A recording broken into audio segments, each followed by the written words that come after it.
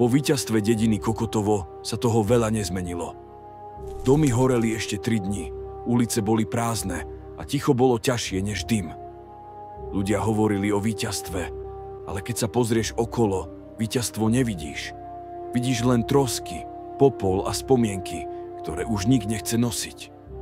Kokotovo prežilo vojnu, ale nie všetci, čo v ňom žili.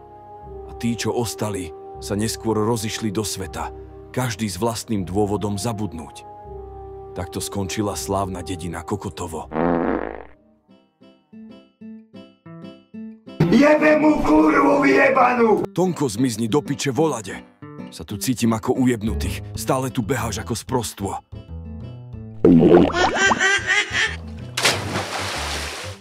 Čo vám to už jebe, či čo? Prestaňte tu stále srať a skákať. Do píče aj s takou robotou. Ale kokot nech drží piču, ani sa vyjadrovať nevie. Hej, no poďme ho stade zhodiť.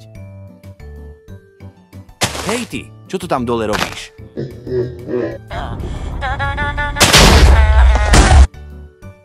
A dobrý deň, chcete si volať, čo tu kúpiť u nás?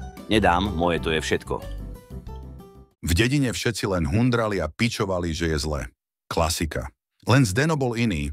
Odmala sníval, že raz poletí na mesiac. Roky brigádoval na družstve, šetril každý cent, zbieral šroby, plechy, staré motory a vravel, že jedného dňa si postaví vlastnú raketu.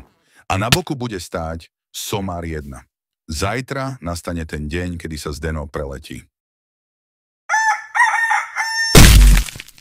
Všetko zariadené, pripravené, postavené, už len zájsť na štartovnú plochu.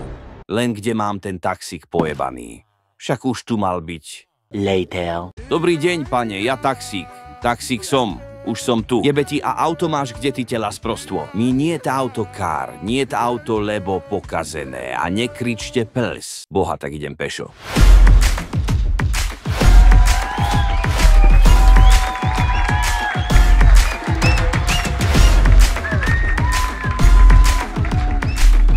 Dámy a páni, dnes letíme tam, kam sa dostalo len pár ľudí v histórii.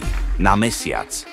Nesú nás sny, odvaha a práca tisícov ľudí, ktorí veria, že hranice sú len začiatky. Keď sa pozriem na zem z výšky, budem myslieť na všetkých, ktorí nám umožnili tento krok. Letíme nielen za seba, ale za celé ľudstvo. Ďakujem a uvidíme sa po návrate.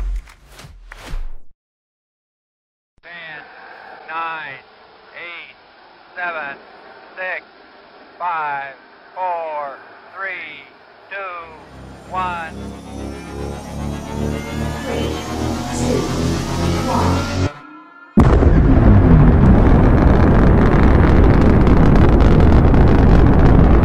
1. Nie, domov pls. Ja sa bojím, už nechcem.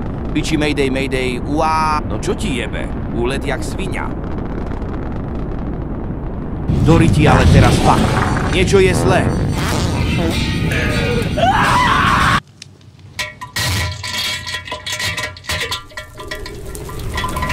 Hopá.